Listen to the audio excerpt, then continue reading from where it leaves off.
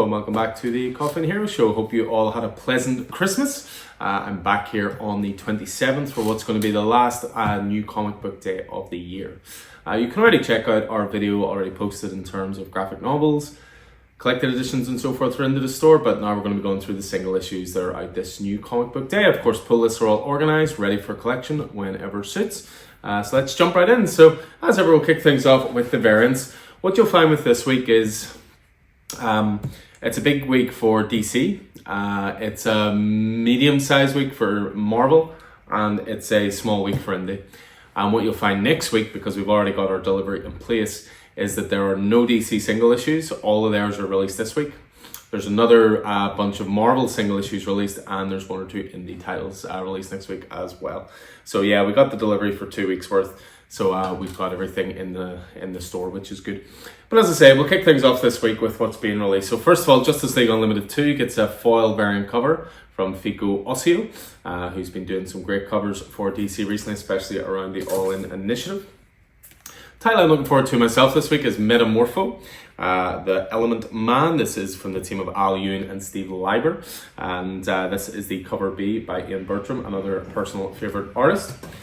New Amazing Spider-Man this week with issue 64. So we have a couple of variants for it. We have Scotty Young, first of all, who of course is doing a different variant for every single issue of the 8 Deaths of Spider-Man. And we also have the Marvel vs. Capcom variant cover as well. Next up is Harley Quinn 46. We have the Chrissy Zulu variant cover. This is part of sort of a Winter Wonderland series of variant covers done for DC Books. This week sees the release of Detective Comics 1092. We have the retailer incentive 1 to 25 variant cover as well, done by Ashley Wood, who again has been doing a little bit of a series of these. X-Men number 9 is out this week, and we have Miguel Mercado variant cover. They always do a variant cover focusing on a different member of the X-Men, so Cyclops' turn here. Ultimate Black Panther 11 is out this week as well, so Puppeteer Lee has done a variant cover, again showcasing Storm. Definitely one of the biggest releases this week is Absolute Wonder Woman number 3. So a couple of different variants for that. We have one, first of all, done by Chuma Hill. Next up is a variant cover by Ariel Diaz. Very art Jeremy, if I do say so myself. We also have the retailer incentive 1 to 25 variant covers in, done by Danny, who's an artist. I love their style. It's just really bold. It's not sort of your traditional comic book style, but I think their work is fantastic. And we also have the retailer incentive 1 to 50 variant cover. Ariel Diaz as well, but obviously done in a virgin way. No logos, no barcodes, just pure piece of art. Another big release this week is definitely one we've been waiting on for quite some time, and that is Batman Gargoyle of Gotham 3. Very long break between issues. The first two issues were fantastic, so I'm really glad to see it back. We've got a couple of variants for it as well. So we've got the Jimmy Hewlett variant cover, first of all.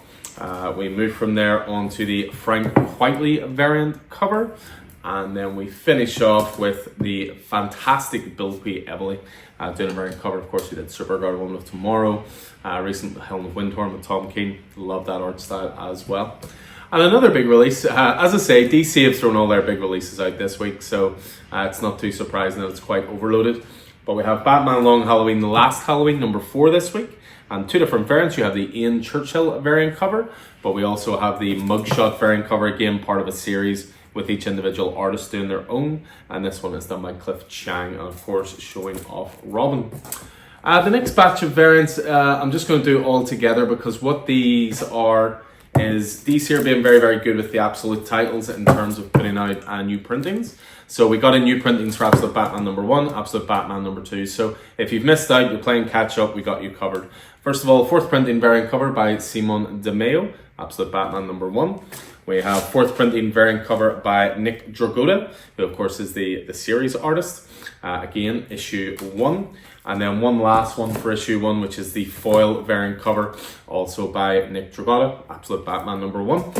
And then we also have new printings for Absolute Batman number 2. This is the 2nd printing variant, again by Nick Dragotta. We have the 2nd printing variant cover by Dustin Wayne for Absolute Batman number 2 as well. And then Absolute Batman number 2 also gets a foil variant cover, this one by Dan Panosian as well. So away from there and on to your cover A. So as I say, definitely one of the big releases this week, unsurprisingly, is Absolute Wonder Woman, which has been awesome so far. So Kelly Thompson writing, Hayden Sherman on art. I managed to locate some number 1s and number 2s today, so we'll have those on the racks again. If you're playing catch up, we got you covered there.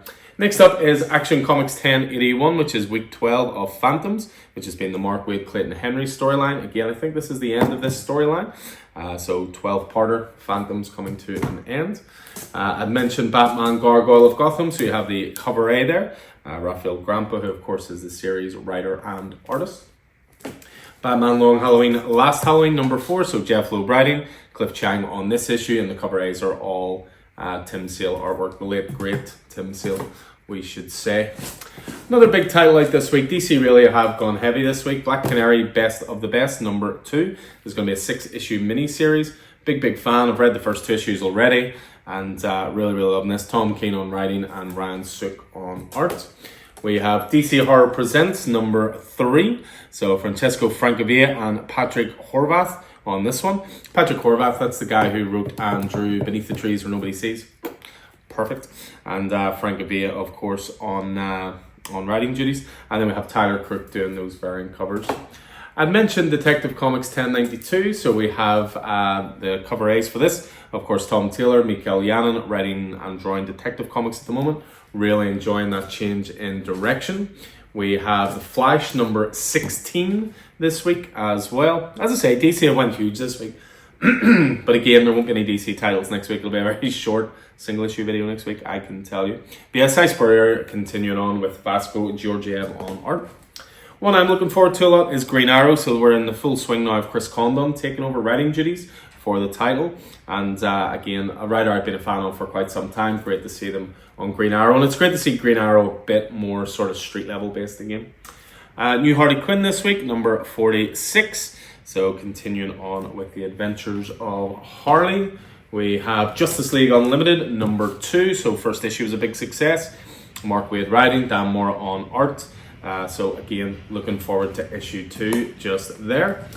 And again, I found some issue 1s of Justice League as well. So we'll have 1 and 2 on the racks. I'd mentioned Metamorpho before, the Element Man, so new series from Al Ewing and Steve Leiber, and again, brand new number 1 this week, and this cover A is Steve Leiber. Next up, we have Superman number 21, Save the Date. Joshua Williamson writing, Dan Mora on art. Where does he find the time to do such great art in 2 monthly titles? And a few covers and thrown in for good measure, I do not know. So that's DC taking care of this week. As I say, big titles left, right, and centre. We'll move on to Marvel. We have Amazing Spider-Man number 64. So continuing on with the 8 Deaths of Spider-Man title. Written by Justina Ireland, art by Gleb Melnikov. We have Blade Red Band, issue 3. So Brian Hill continuing on with the Blade miniseries, again in that Red Band imprint. One again I'm looking forward to is Hell Hunters. Looks like spiritual, Howling Commandos, Nazi Hunters, all the good stuff. Philip Kennedy Johnson writing and Adam Gorham on art. We have new Iron Man this week from Spencer Ackerman, who's writing, and Julius Ota on art. The Stark Roxxon War, we're up as far as part 3 now. We have one shot out this week for Kidpool and Spider-Boy. So, you know, the team up that everybody asked for, let's be honest. But yeah, Spider-Boy, of course, has been going for a little while now, and then throwing Kidpool together. So again, a one shot for those 2 characters. We have new Moon Knight this week, Fist of Khonshu, number 3. So Jed MacKay continuing to weave his Moon Knight tale. We have a new mini-series kicking off, which is Sabretooth, The Dead Don't Talk. Frank Thierry on writing duties for this one. Looks rather violent. Marvel as well, we have Time Slide. Time Slide is basically, Marvel tend to do a one-shot at the end of each year, sort of setting up story threads for what the next year is going to be. So Steve Fox writing on this. Last year I think it was called Timeless, so this year is Time Slide. So again, a one-shot, and it's just giving you a little bit of an insight into what to expect from Marvel coming up. We have Ultimate Black Panther number 11 this week as well. So Brian Hill continuing on with his Wakanda-based title. West Coast Avengers number 2 this week as well. So Jerry Dugan, another title from the Ashes of Krakoa. You see, we have X-Men number 9. Jed MacKay writing, Rand Stegman on art. This is part of a crossover event with X-Men and Uncanny X-Men. So this is part 3 for Raid on Greymalkin as well. So I think that finishes off Marvel. And then there's just a couple of wee indie books, as I say, not an awful lot this week. But we have Creeping Below number 2, Brian Azzarello and Vanessa Del Rey's horror title.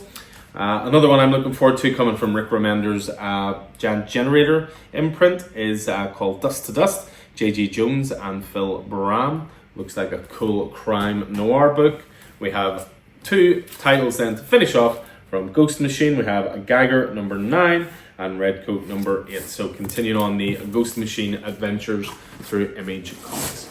So that is everything going on to the racks this week, this new comic book day, which falls a little later than normal, falling on the Friday, the 27th of December. But as I say, all pull lists are organised.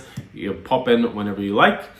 We sold plenty of vouchers in December, so I'm sure I'll be seeing plenty of people coming in to spend those as well. As ever, if you need recommendations when you're in, just ask away. That's what we're here for. But anyway, hope you enjoyed this, guys. Hope it's always cool keeping you up to date with what's coming in. As I say, this is pretty much the last video of 2024. Massive thanks to everybody who walked through our doors during that year. It was our biggest year yet. And I'm thinking 2025 is going to be even bigger again. So looking forward to seeing what the new year holds. But as I say, a couple of days left of 2024. So hopefully see you through those days as well. Until then, take it easy.